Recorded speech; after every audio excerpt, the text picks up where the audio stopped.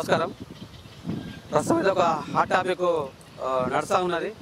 BC ఉద్యమం ఉధృతమవుతున్నటువంటి తరుణంలో రాష్ట్ర ప్రభుత్వం కూడా ఒక అడుగు ముందుకేసి బీసీలకు సంబంధించి 42% రిజర్వేషన్లు అమలు చేస్తామని చెప్పి వాళ్ళు మొన్న ఒక ఆర్డినెన్స్ కూడా తీసుకోవచ్చని చెప్పేసి క్యాబినెట్లో చర్చించారు.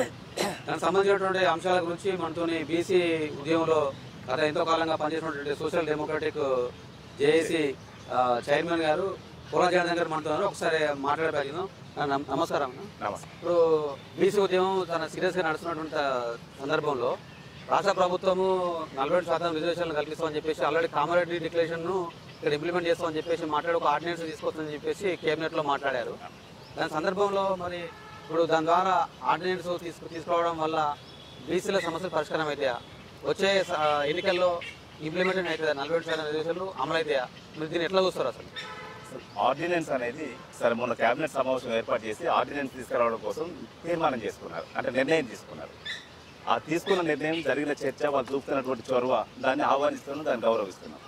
కానీ గత చరిత్రను ఒకసారి పరిశీలిస్తే ఇతర రాష్ట్రాలలో అంటే మహారాష్ట్ర కానీ లేదా ఉమ్మడి ఆంధ్రప్రదేశ్లో కానీ లేదా తమిళనాడు కానీ ఇటువంటి రాష్ట్రాలలో బీసీ రిజర్వేషన్లకు సంబంధించిన ఉద్యమాలు ప్రజా ఉద్యమాలు తీవ్రంగా నడిచిన సందర్భంలో అక్కడున్న ప్రభుత్వాలు ఆ ఉద్యమాల డిమాండ్కు తలూకి ఆ ఉద్యమాలను గౌరవిస్తూ వాళ్ళ డిమాండ్ను గౌరవిస్తూ రిజర్వేషన్లు పెంచడం కోసం ప్రభుత్వాలు ప్రయత్నం చేసిన ప్రతి సందర్భంలో కూడా వాళ్ళు రిజర్వేషన్లు పెంచడం కోసం ఒక ప్రయత్నం అంటే జీవో తీసుకొని వచ్చి ఆర్డినెన్స్ ద్వారా జీవో తీసుకొని వచ్చి దాన్ని ఆ రిజర్వేషన్ పెంచడం కోసం ప్రయత్నం చేస్తే ఆ ప్రయత్నం చేసే సందర్భంలో ఆ రిజర్వేషన్లు ఇష్టం లేని వాళ్ళు కోర్టుకు పోయి కోర్టులో కేసు వేయడం వల్ల ఆ కేసు వేసే ప్రతి సందర్భంలో గతంలో ఎప్పుడో ఒకసారి సుప్రీంకోర్టు రిజర్వేషన్ల పరిమితి 50% మించకూడదని చెప్పి సుప్రీంకోర్టు ఒకసారి జడ్జిమెంట్ ఇచ్చింది.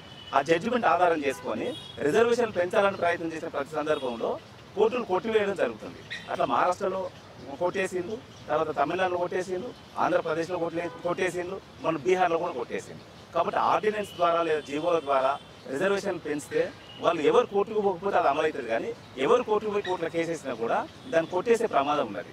కాబట్టి ఆర్డినెన్స్ ద్వారా కాకుండా జీవోల ద్వారా కాకుండా కేంద్ర ప్రభుత్వానికి రాష్ట్ర ప్రభుత్వ అభిప్రాయాన్ని పంపుతూ ఇప్పటికే మొన్న అసెంబ్లీలో తీర్మానం చేసింది. తెలంగాణ రాష్ట్రంలో కులాల వారి జనాభా లెక్కలు సేకరించి జనాభా ఆధారంగా రిజర్వేషన్లు పెంచుతూ 42% రిజర్వేషన్లు పెంచుతూ అసెంబ్లీలో తీర్మానం చేసి దాని తర్వాత గవర్నర్ పంపిస్తే గవర్నర్ కేంద్ర ప్రభుత్వానికి పంపించడం జరిగింది. ఇప్పుడు కేంద్ర ప్రభుత్వం దాన్ని ఆమోదిస్తే అది చట్టం అవుతుంది. ఆ చట్టమైన తర్వాత 9th షెడ్యూల్ చేస్తే ఆ పెంచిన రిజర్వేషన్లకు చట్టబద్ధత ఉంటుంది, రాజ్యాంగ భద్రత ఉంటుంది. ఎవరు కోర్టుకు పోయినా కూడా దాన్ని కొట్టివేయడానికి లేకుండా ఒక రాజ్యాంగ భద్రత ఉంటుంది. కాబట్టి అది కావాలంటే మేము డిమాండ్ చేస్తున్నాం.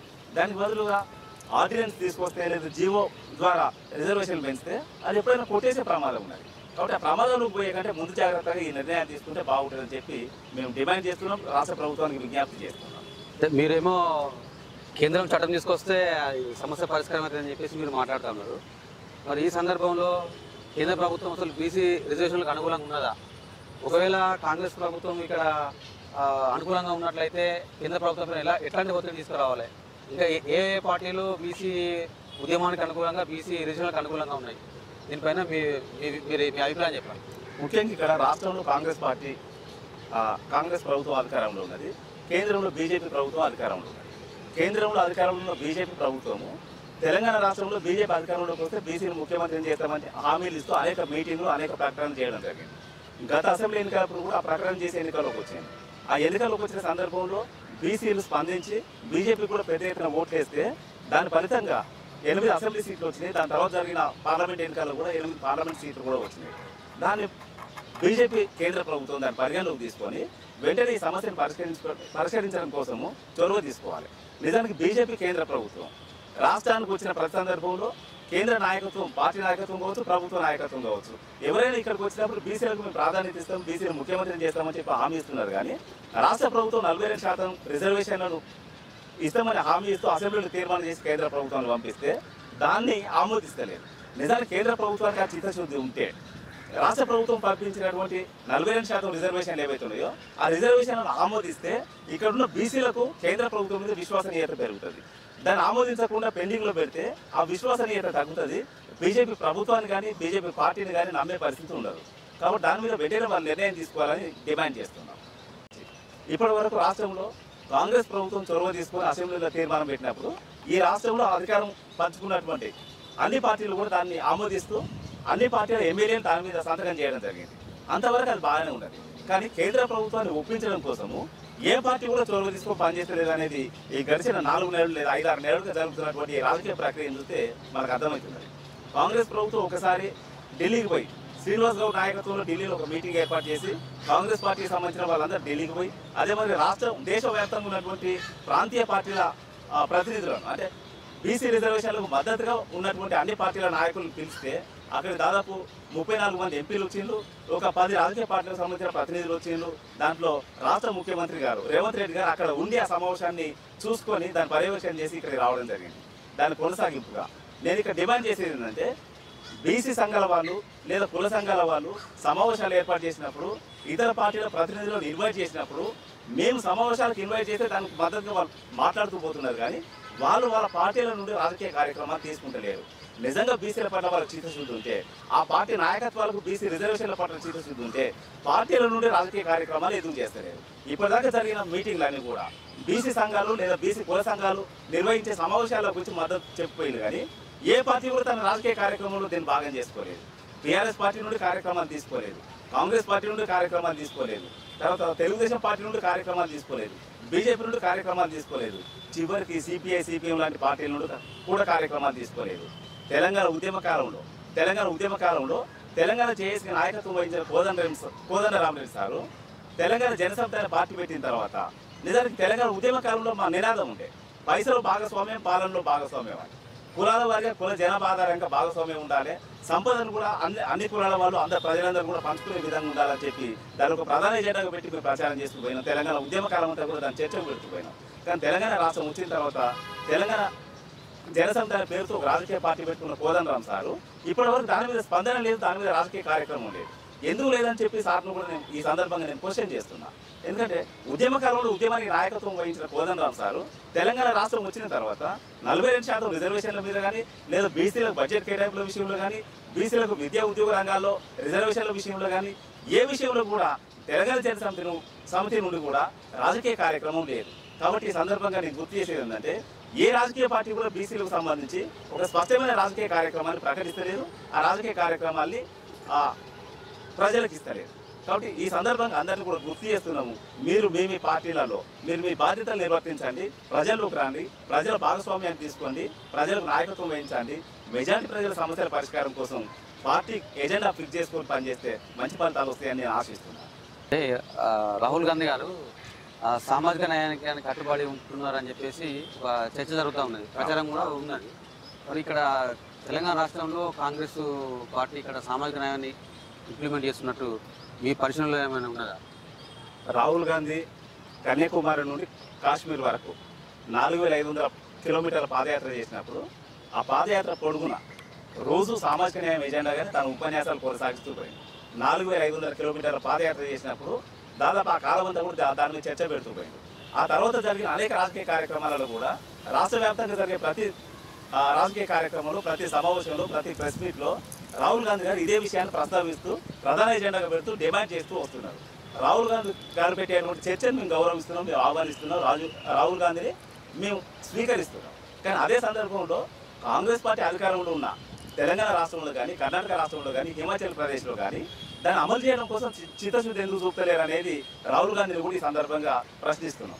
అదే సందర్భంలో దేశవ్యాప్తంగా కాంగ్రెస్ పార్టీ ఒక జాతీయ పార్టీ, కాంగ్రెస్ పార్టీ జాతీయ పార్టీ అయినప్పుడు జాతీయ స్థాయిలో ఈ రాజకీయ ఎజెండాను ప్రజల్లోకి ఎందుకు తీసుకుపోతలేరు అనేది కూడా ఒక ప్రధానమైన అంశం.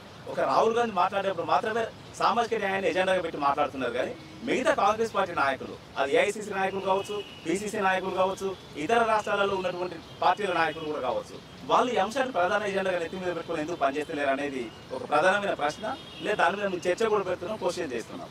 ఎందుకంటే దాన్ని పార్టీ ఎజెండాగా పెట్టినప్పుడు పార్టీకి సంబంధించిన క్యాడర్ మొత్తం కూడా దాన్నే ప్రధాన ఎజెండాగా తీసుకొని మాట్లాడాలి. కానీ ఎక్కడ కూడా రాష్ట్ర పార్టీలు కానీ లేదా వాళ్ళ ప్రభుత్వాలు ఉన్న దగ్గర కానీ దాని మీద సీరియస్గా తీసుకున్నటువంటి సందర్భాలు లేవు. దాని మీద రాహుల్ గాంధీ ఖచ్చితంగా సమీక్షించుకొని ప్రక్షాళన చేసుకొని ఒక స్పష్టమైన కార్యాచరణ వాళ్ళ పార్టీకి వాళ్ళ ప్రభుత్వాలకు ఇవ్వాల్సిన అవసరం, ఆ బాధ్యత రాహుల్ గాంధీ మీద కూడా ఉంది. ఇదే సందర్భంలో ఇంకో మాట గుర్తు చేస్తున్నా, రాహుల్ గాంధీ మాత్రమే కాదు, ఏఐసీసీ అధ్యక్షుడుగా మల్లికార్జున ఖర్గే ఉన్నారు. నిజానికి ఈ ప్రకటనలన్నీ చేయాల్సిన బాధ్యత, ఈ పార్టీని నడిపించాల్సిన బాధ్యత ఈ పార్టీ అధికారంలో ఉన్న రాష్ట్రాలలో కూడా ఒక డైరెక్షన్ ఇవ్వాల్సిన బాధ్యత మల్లికార్జున ఖార్గే మీద ఉంటుంది. కాబట్టి వారు కూడా బాధ్యత తీసుకొని చొరవ తీసుకొని దీన్ని అమలయ్యే విధంగా వాళ్ళు బాధ్యత తీసుకొని పనిచేస్తే బాగుంటుందని చెప్పి నేను ఆశిస్తున్నా. దీన్ని డిమాండ్ కూడా చేస్తున్నా. బీసీ ఉద్యమం అయితే మీరు చెప్తున్నట్టుగా కాంగ్రెస్ ప్రభుత్వం ఆర్డినెన్స్ తేవడం వల్ల ఒరిగేదేం లేదని చెప్పి మీరు చెప్తా ఉన్నారు, స్పష్టంగా చెప్తా ఉన్నారు. దీనికి సంబంధించి మీరు ఎట్లాంటి కార్యాచరణ తీసుకోబోతున్నారు? ఎన్ని పార్టీలను కలిసి వాళ్ళ ఒక సమిష్టి కార్యాచరణ ప్రకటించబోతున్నారు? ఎట్లాంటి కార్యక్రమాలు చేస్తారు భవిష్యత్తులో? ఇప్పటి వరకు మేము బీసీ సంఘాల సమావేశాలు పెట్టిన ప్రతి సందర్భంలో ఈ రాష్ట్రంలో పనిచేస్తున్నటువంటి అన్ని పార్టీల ప్రతినిధులను ఆహ్వానించి ఆ సమావేశంలో వాళ్ళు పాల్గొనే విధంగా మేము చొరవ తీసుకొని వాళ్ళందరినీ ఆహ్వానించి సమావేశాలు నిర్వహిస్తూ పోయినాం. మేము పెట్టే సమావేశాలకు వాళ్ళు వచ్చి వాళ్ళు మాట్లాడుతున్నారు, కానీ వాళ్ళ పార్టీ సమావేశాల్లో దీన్ని ప్రధాన ఎజెండాగా పెట్టలేరు అనేది మా అభ్యంతరం. కాబట్టి ఈ సమావేశాలకు వచ్చి బీసీ రిజర్వేషన్లకు మద్దతుగా మాట్లాడేటువంటి రాజకీయ పార్టీలు ఏవైతే ఉన్నాయో ఆ మొత్తం పార్టీలు కూడా మేము ఈ పార్టీ సమావేశాలు జరిగినప్పుడు ఆ పార్టీ సమావేశాలలో దీన్ని ప్రధాన ఎజెండాగా పెట్టి చర్చ పెట్టుకొని పార్టీలుగా రాజకీయ కార్యక్రమాలు రూపొందించుకోవాల్సిన అవసరం ఉంటుంది, పార్టీలుగా రాజకీయ కార్యక్రమాలు ప్రకటించాల్సిన అవసరం ఉంటుంది. అట్లా పార్టీ మొత్తం కూడా ఈ అంశాన్ని ఎజెండా మీద తీసుకొని వచ్చి ఈ కార్యక్రమంలో భాగస్వామ్యమైనప్పుడు ప్రజలందరినీ కూడా దీంట్లో భాగం చేయడానికి అవకాశం ఉంటుంది. కాబట్టి ఆ దిశగా కార్యాచరణ తీసుకోవాలని చెప్పి అన్ని పార్టీల నాయకత్వానికి విజ్ఞప్తి చేస్తున్నాం. అదే మరి జాతీయ పార్టీలుగా ఉన్నటువంటి సిపిఐ, సిపిఎం, కాంగ్రెస్, ఇతర పార్టీలు కూడా కొన్ని ఉన్నాయి. ఈ పార్టీలన్నీ కూడా దీన్ని ప్రధాన ఎజెండాగా తీసుకొని జాతీయ స్థాయిలో కార్యక్రమాలు రూపొందిస్తే దేశవ్యాప్తంగా ఒక బలమైన సామాజిక ఉద్యమాన్ని నిర్మించడానికి అవకాశం ఉంటుంది. అట్లా ప్రజలు మీతో కలిసి రావడానికి అవకాశం ఉంటుంది, మీ పార్టీ బలం పెరగడానికి అవకాశం ఉంటుంది, బీసీల సమస్యలు పరిష్కారం కావడానికి కూడా అవకాశం ఉంటుంది. కాబట్టి అన్ని పార్టీలు కూడా ఆ దిశగా చొరవ తీసుకోవాలని, ఆ దిశగా రాజకీయ కార్యక్రమాలు రూపొందించుకొని పనిచేయాలని చెప్పి మేము అందరూ కూడా విజ్ఞప్తి చేస్తున్నాం. ఈ సందర్భంగా మేము చేయబోయే కార్యక్రమం ఏంటంటే ఈ రాష్ట్రంలో ఉన్న అన్ని రాజకీయ పార్టీలను కలిసి వాళ్ళకు వినతి పత్రాలు ఇస్తూ వాళ్ళను కూడా ఈ ఉద్యమంలో భాగం కావాలని చెప్పి వినతి పత్రాలు ఇవ్వడం కోసం మేము ప్రణాళిక తయారు చేస్తున్నాము. మేమందరం కూడా అన్ని పార్టీల ఆఫీసర్ల దగ్గర పోయి వాళ్ళకి వినతి పత్రాలు ఇస్తూ ఉద్యమంలో భాగం కావాలి, ఉద్యమాన్ని మద్దతు చేయాలని చెప్పి విజ్ఞప్తి లేఖలు ఇవ్వడం కోసం మేము నిర్ణయించుకున్నాం. దాన్ని కొనసాగిస్తాం. అదే సందర్భంలో కాంగ్రెస్ పార్టీకి ప్రత్యేకమైన విజ్ఞప్తి ఏంటంటే మేము ప్రతి సమావేశంలో గుర్తు చేస్తున్నాం. ముఖ్యంగా రాష్ట్ర ముఖ్యమంత్రి రేవంత్ రెడ్డి గారికి గుర్తు చేస్తున్నాం. ఇప్పటిదాకా మీరు చేస్తున్నటువంటి కార్యక్రమాలు మేము చూస్తాను, మేము అర్థం చేసుకుంటాం. అదే సందర్భంలో మా ప్రధానమైన డిమాండ్ ఏంటంటే ఈ రాష్ట్రంలో పనిచేస్తున్నటువంటి బీసీ సంఘాలను, బీసీ కుల సంఘాల నాయకులను, రాజకీయ పార్టీల నాయకులను అందరినీ కూడా పిలిచి ఒక సమావేశం ఏర్పాటు చేసి, అఖిలపక్ష సమావేశం ఒకటి ఏర్పాటు చేసి ఆ సమావేశంలో కొన్ని రాజకీయ నిర్ణయాలు తీసుకొని కేంద్ర ప్రభుత్వం మీద ఒత్తిడి తీసుకురావడం కోసం ఏం చేస్తే బాగుంటుంది అనేది అందరితో అభిప్రాయ సేకరణ జరిపి ఉమ్మడిగా ఒక కార్యాచరణ రూపొందించుకొని పనిచేయాల్సిన అవసరం ఉంటుంది. వీళ్ళందరినీ మొదటిసారిగా ఢిల్లీకి తీసుకుపోయి కేంద్ర ప్రభుత్వ ప్రతినిధులను కలిసి, అంటే ప్రధానమంత్రిని కావచ్చు, రాష్ట్రపతిని కావచ్చు, లేకపోతే ఇంకా మిగతా మంత్రులను కూడా కలిసి వాళ్ళకు వినతి పత్రాలు ఇచ్చి వెంటనే దీని మీద నిర్ణయం తీసుకునే విధంగా ప్రభుత్వం చొరవ తీసుకోవాలని చెప్పి ఈ సందర్భంగా మేము విజ్ఞప్తి చేస్తున్నాం.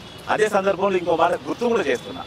గుర్తు చేసే విషయం ఏంటంటే నిజంగా మేము డిమాండ్ చేసినట్టుగా రాష్ట్ర ముఖ్యమంత్రి రేవంత్ రెడ్డి గారు కానీ, లేదా పిసిసి అధ్యక్షులు మహేష్ కుమార్ గౌడ్ కానీ వీళ్ళందరూ కలిసి మేము డిమాండ్ చేస్తున్నట్టుగా అఖిలపక్ష కమిటీ ఏర్పాటు చేసి అందరినీ ఢిల్లీకి తీసుకుపోయి ఆ ప్రయత్నం చేస్తే, ఆ ప్రయత్నం చేసిన తర్వాత కూడా బీజేపీ దిగొచ్చి ఆ రాష్ట్ర ప్రభుత్వం పంపించినటువంటి 42% రిజర్వేషన్లకు సంబంధించిన విషయంలో వాళ్ళు స్పందించకపోతే, లేదా దాన్ని ఆమోదించకపోతే తెలంగాణ ప్రజలు ఎప్పటికప్పుడు అర్థం చేసుకుంటున్నారు. అప్పుడు ఆ బాధ్యత లేదా ఆ బాధ్యత రాహిత్యం కేంద్ర ప్రభుత్వం అని చెప్పి ఇక్కడ ప్రజలకు తెలుస్తుంది. అట్లా తెలవడం వల్ల రాష్ట్ర ప్రభుత్వం అంటే కాంగ్రెస్ ప్రభుత్వం సరైన ప్రయత్నం చేసింది, కానీ కేంద్ర ప్రభుత్వం దాన్ని పట్టించుకోలేదు, ఉద్దేశపూర్వకంగా ఇగ్నోర్ చేసిందని చెప్పి ప్రజలకు అర్థమైనప్పుడు ఇక్కడ ప్రజలు మీతో కలిసి నడవడానికి అవకాశం ఉంటుంది, మీ పార్టీ బలం పెరగడానికి అవకాశం ఉంటుంది, ఇక్కడ బీజేపీ పార్టీ బలహీన పడడానికి కూడా అవకాశం ఉంటుంది. కాబట్టి ఆ నిర్ణయం వెంటనే తీసుకొని దాన్ని అమలు చేయాలని చెప్పి డిమాండ్ చేస్తున్నాం. అదే సందర్భంలో రేవంత్ రెడ్డి గారు ప్రత్యేకంగా మాట్లాడుతూ బీసీ సంఘాల నాయకులతో మాట్లాడుతూ ఢిల్లీకి పోయి జంతర్ మంతర్ దగ్గర సమావేశం ఏర్పాటు చేసిన తర్వాత మళ్ళీ హైదరాబాద్లో పరేడ్ గ్రౌండ్లో మొత్తం బీసీలందరినీ కూడా సమీకరించి, అంటే ఒక 10 లక్షల మందిని సమీకరించి పెద్ద ఎత్తున బహిరంగ సభ ఏర్పాటు చేసి ఆ బహిరంగ సభ ద్వారా కేంద్ర ప్రభుత్వానికి ఒక బలమైన మెసేజ్ ఇవ్వాలని చెప్పి అప్పుడు ఒక ప్రకటన కూడా చేసింది. దాన్ని మేము అందరం విన్నాం. ఆ సమావేశంలో నేను కూడా ఉన్నా. కాబట్టి మేము అందరం విన్నాము.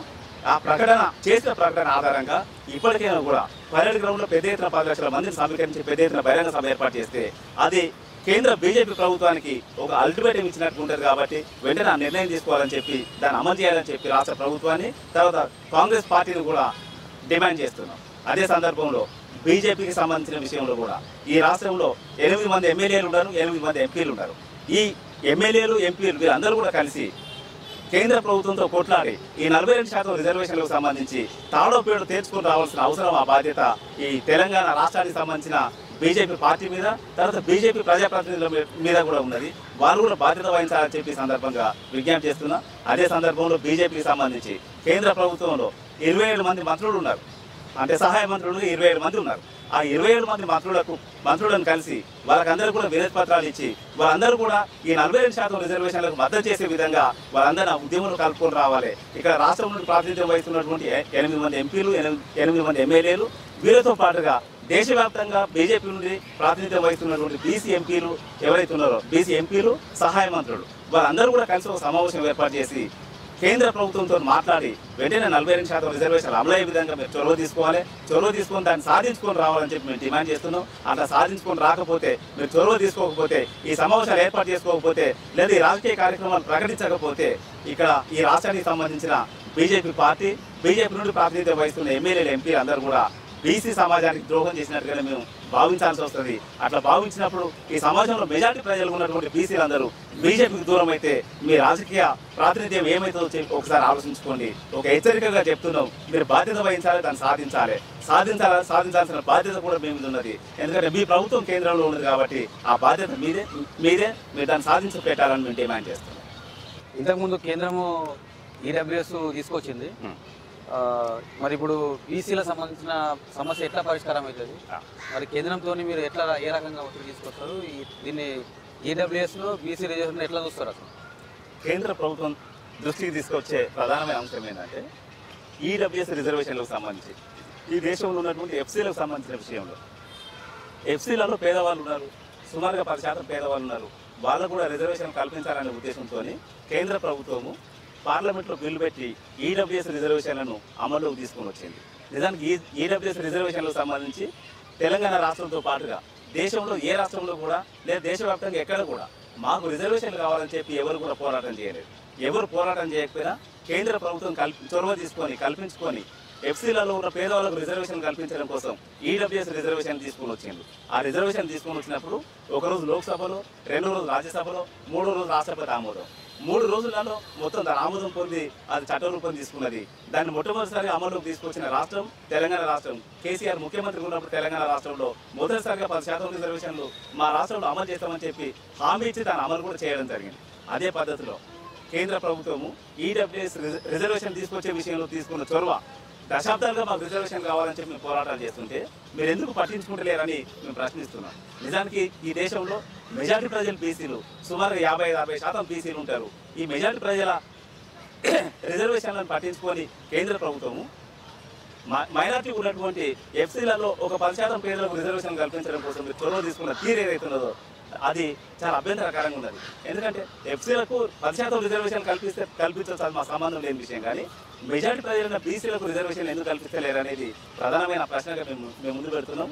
మీరు బీసీల రిజర్వేషన్ పట్టించుకోలేరంటే మీరు బీసీ వ్యతిరేకులుగా, బీసీ ద్రోహులుగా మేము ముద్ర వేసి ప్రచారంలోకి తీసుకురావాల్సి ఉంటుంది. ఈడబ్ల్యూఎస్ రిజర్వేషన్లను తీసుకొచ్చినప్పుడు మీరు చూపిన చొరవ ఏదైతే ఉన్నదో బీసీ రిజర్వేషన్ల విషయంలో కూడా అంతే చొరవ తీసుకోవాలి, అంతకంటే ఎక్కువ చొరవ తీసుకోవాలి. ఎందుకంటే ఇక్కడ మెజారిటీ ప్రజలకు సంబంధించిన సమస్య కాబట్టి దీని మీద చొరవ తీసుకుని వెంటనే చట్టం చేయాల్సిన బాధ్యత మీ మీద ఉన్నది. లేకపోతే మీకు ఒక వర్గం మీద ఉన్న ప్రేమ మిగతా శ్రామిక వర్గాల మీద లేదని చెప్పి అర్థం చేసుకోవాల్సి ఉంటుంది. ఇదే మెసేజ్ ప్రజలకు కూడా తెలియజేస్తామని చెప్పి సందర్భంగా హెచ్చరి. కోలా జనార్దన్ అన్న చాలా మంచి విషయాలు చెప్పారు. ఇప్పటికైనా కూడా బీసీలు చైతన్యవంతం కావాలి.